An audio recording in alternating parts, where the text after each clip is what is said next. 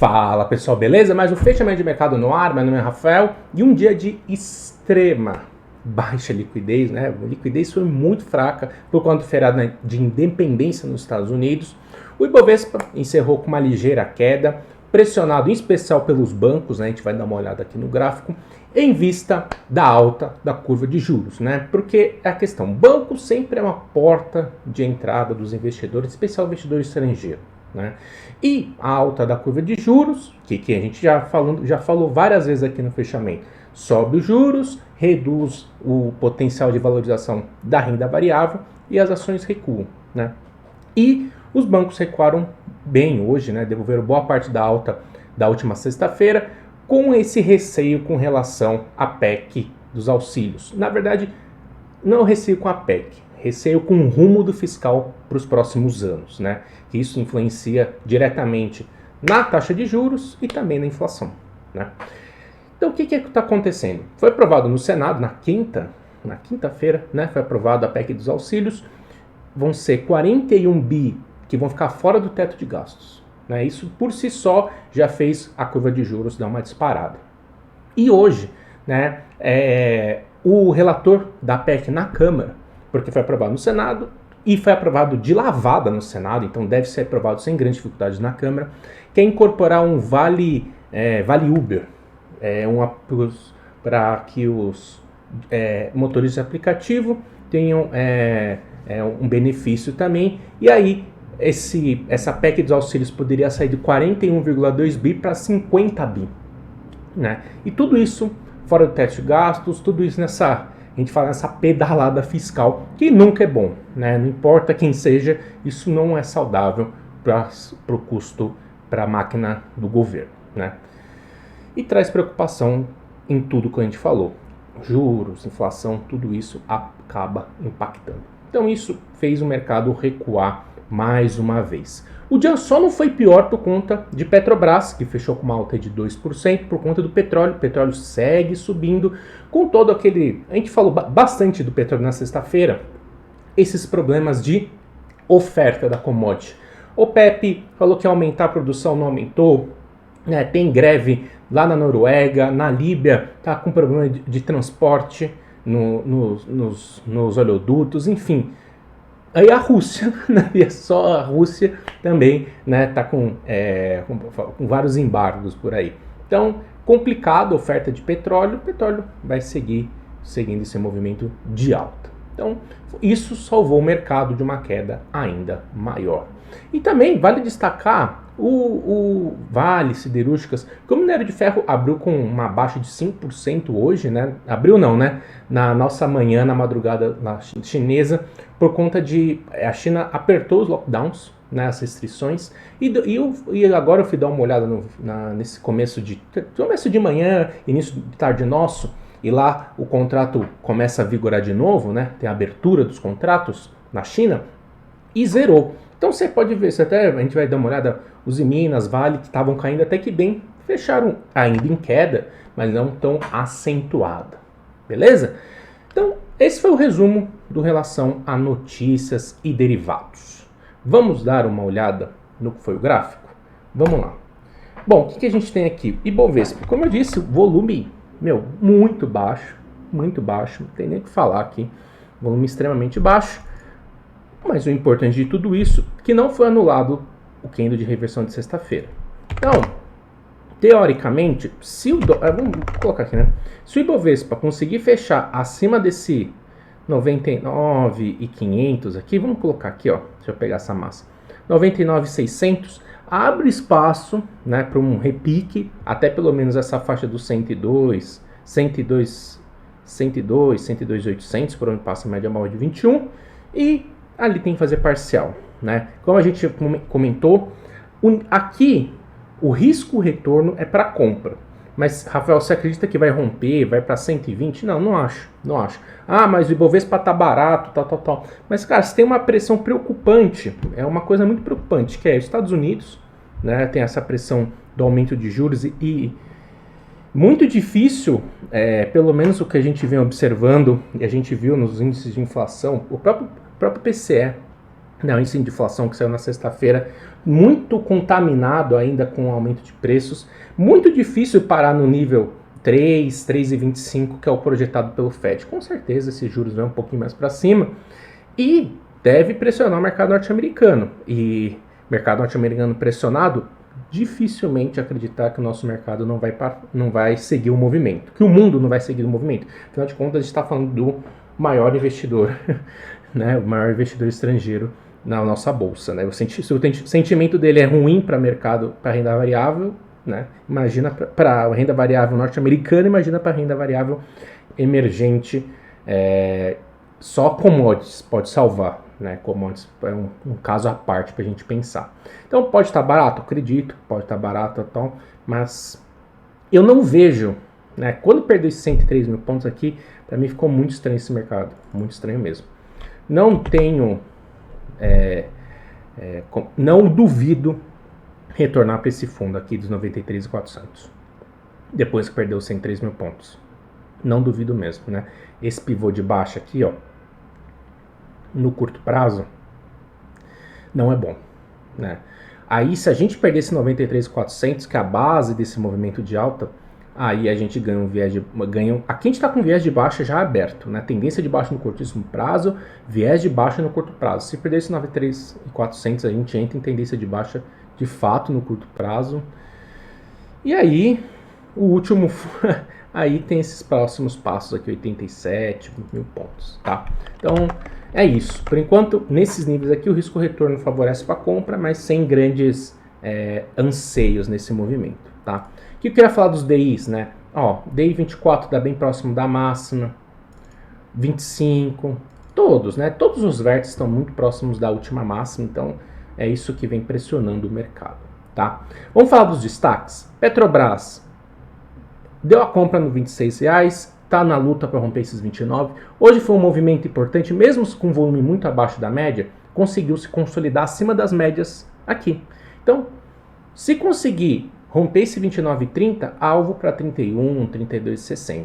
Tá? Então, um movimento importante para a Petrobras, confirmou, né, como está forte a tendência de alta no curto prazo. Muito forte mesmo.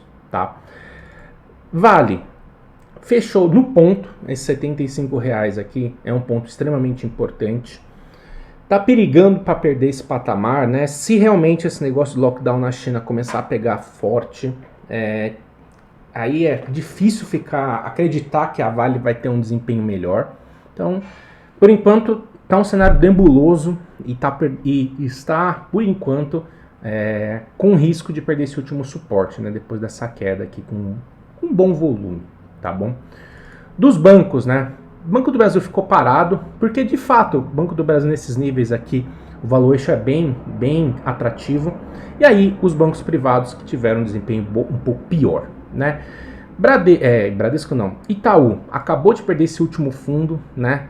Se voltar acima dos R$23, até que fica interessante, né?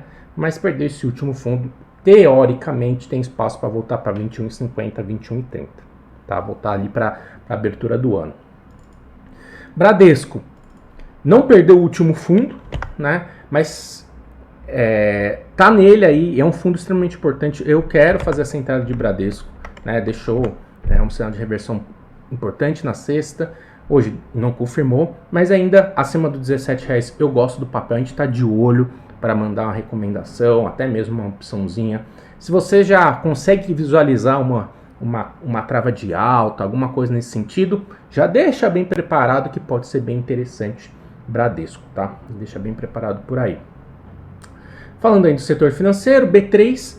Então, B3, eu acho bonito esse movimento de B3, porque voltou acima do último fundo perdido, com um volume muito acima da média. Então, de fato, R$11 é um preço que o mercado paga. O que eu venho falando para vocês, né? E aí é o que eu preciso entender, ler um pouquinho mais. Faz tempo que eu não vejo nada sobre B3, ou tentar conversar com algum analista de financials, enfim. Entender o quão precificado está na ação essa forte queda de volume que a gente vem acompanhando, né? Isso é muito importante, porque eu, pelo menos, a gente vem falando por aqui, como tá baixo o volume, tá? Ó, Santander, para quem gosta, tá no ponto também. Eu prefiro Bradesco, tá? Prefiro Bradesco do que Santander nesses níveis. Beleza? Bom, dos papéis que a gente tem em aberto, né? Tupi hoje voltou para o nosso preço de entrada, então a gente comprou aqui nesse 21,30, 21,40 na verdade, né? 21,30, 21,40. Deu a parcial, né? Chegou até dar 10%, voltou para o nosso preço. Beleza. Se mostrar sinal reversão por aqui, a gente entra de novo no papel. E Transmissão Paulista está abaixo do nosso preço. A gente comprou a 23, está caindo 1%. Por quê? Saiu uma decisão da ANEEL aí para mudar o pagamento de uma indenização que ela tem com a transmissão e com a Eletrobras. E assim, é mudar o jogo, mudar as indenizações, né, os valores no meio do jogo. Né? E assim, é complicado isso, porque é o governo, né? E assim, e não estou dizendo que é o governo de alguém, é o governo X, o governo tem esse poder, né? O governo tem esse poder, aí vai a empresa entrar num processo e reverter essa ideia. E assim, vai mudar, estão tentando mudar o pagamento de que a ANEEL está devendo, né? De rescisões de crédito, essas coisas para a Transmissão Paulista. E assim, é um valor que já vem sendo negociado há alguns anos e que os analistas já colocam no modelo há muito tempo. Porque é algo que, teoricamente, estava ganho, né? E se mudar esse valor, altera, sem dúvida nenhuma, a projeção de fluxo de caixa, EBITDA, tudo isso. E aí a empresa pode sofrer com isso. E está bem precificado o nosso stop. Se o papel perder esse 22,80 em fechamento diário, a gente aperta o nosso stop. Tá? Nosso stop está no último fundo aqui, a gente comprou aqui a 23, então a gente aperta o stop. Pode mudar, mas aí eu não vou perder, por que a gente tem que stopar se perder esse 22,80 em fechamento diário? Porque vai perder um fundo importante e aí abre caminho, quem sabe até mesmo, né, para essa região dos R$21, 20,60, tá? A decepção com isso é grande, né? Porque esse é um número bem como é que eu posso falar? Era um potencial de valorização interessante que estava não estava previsto para sair, né? Mas estava bem próximo de sair. Então vamos ver como é que vai ser. Vamos ver como é que vai ser as decisões com relação à ANEEL, tudo isso, tá? Mas só estou atualizando aqui para vocês, beleza? Dos papéis que nós estamos de olho, né, Neoenergia está voltando para um preço muito interessante. Sei que a empresa pagou caro naquele leilão. Vai ser difícil transformar aquilo. Ela fez uma projeção muito grande de receita, né? Foi muito agressiva, essa é a palavra. Mas nesses níveis aqui, se deixar um candle de reversão, alguma coisa, posso tentar alguma coisa nesse papel, tá? Não é o fim do mundo também, tá bom? Centauro tá no fundo mais importante aqui, mas o que eu acho interessante são esses diversos candles de indefinição, mas difícil falar alguma coisa. Fleury tá voltando para a base dessa onda 1 aqui. Vale ficar de olho, a gente falou de... E Equatorial, se deixar um sinal de reversão por aqui, em candle positivo, no final do dia a gente pode buscar uma entrada, tá? Gosto muito desse papel, nesses níveis, a gente já comentou bastante sobre esse ativo, beleza? Destaques de alta, Hapvida, né? Papel fazendo um repique depois da forte movimento de baixa, mesma coisa de Light, né? BRF, aqui foi cagada, né? Não ter comprado aqui de novo nesses níveis, enfim. No patamar atual, só esperar o rompimento dos R$15 ou se voltar mais próximo dos 13,40, tá? Mas está bem interessante. No esquema do petróleo, né, além de Petrobras, Prio 3, tá? Fez um fundo aqui intermediário. É difícil esse gráfico, porque acabou de entrar numa tendência de baixa, mas no semanal o papel está respeitando a média móvel de 72 e está em forte tendência de alta. Eu queria me posicionar, eu gostaria de me posicionar em Prio 3 sim, tá? Do lado negativo, setor de educação, né? Tudo em queda, aumento de juros, né? Isso aí acaba batendo no setor como um todo. Que mais que teve de destaque de queda? Aí Magazine Luiza também, né? Via Varejo, tudo isso foi destaque de queda. E aqui, né? A gente vem falando de Cinca, né? Mas por enquanto esse setor tá difícil. Tá difícil. Por mais que possa ser interessante, tá difícil entrar nesse setor, né? Por exemplo, TOTS abaixo desse 24,40 fica complicado. Mas por isso que a gente está priorizando, né? Quem sabe entrar de novo em Tupi, Equatorial, né? Por exemplo, se der errado de Transmissão Paulista, o stop é de 1,5%, 2%. Então, assim, tem que ir com calma que o mercado não está lindo, maravilhoso, né? Em termos gráficos. Vamos falar um pouquinho da doleta? Hoje o dólar, né? Abriu no ajuste, né? Abriu no ajuste não, deu compra no ajuste. Né? Deu uma belíssima compra no ajuste. Dificílimo operar hoje, assim, cara, hoje difícil, né? Difícil fazer essa operação. Aqui tá, peraí que tá errado, aqui é 339 aqui. Opa. 339. O grande abriu no 339. Então aqui, ó, abriu acima, aqui, ó, ficou tal. E agora deixa eu ver qual foi o ajuste de hoje. Deixa eu ver aqui o ajuste de hoje. Vamos dar uma olhada. Dólar. Ferramentas. Previsão de ajuste. 364,5. 364,5, né? Então, o dólar está fechando abaixo do ajuste, né? Como a gente já vem comentando para vocês, está numa resistência bem importante, está esticado no curtíssimo prazo. Aqui é o seguinte, se abrir abaixo do ajuste, tá abaixo do ajuste, e abrir abaixo desse 5,760, né? 60, 5,7, tem uma venda para em busca, né? Primeiro tem o Valuap aqui no 53, né? E tem a própria abertura aí no 40, 39, tá? Se abrir rompendo 73, né? Se abrir rompendo esse 68, 70, é manutenção da tendência de alta, tá? Então, abriu rompendo isso aqui, abriu aqui, né? Rompendo, fez o pullback na abertura ou fez pullback no ajuste, tem compra. Dá até, né, se esse MACD fechar um pouco mais para baixo e tende a fechar abaixo, um pouco mais para baixo, dá até para arriscar um rompimento, porque o MACD já não vai estar tão esticado, tá?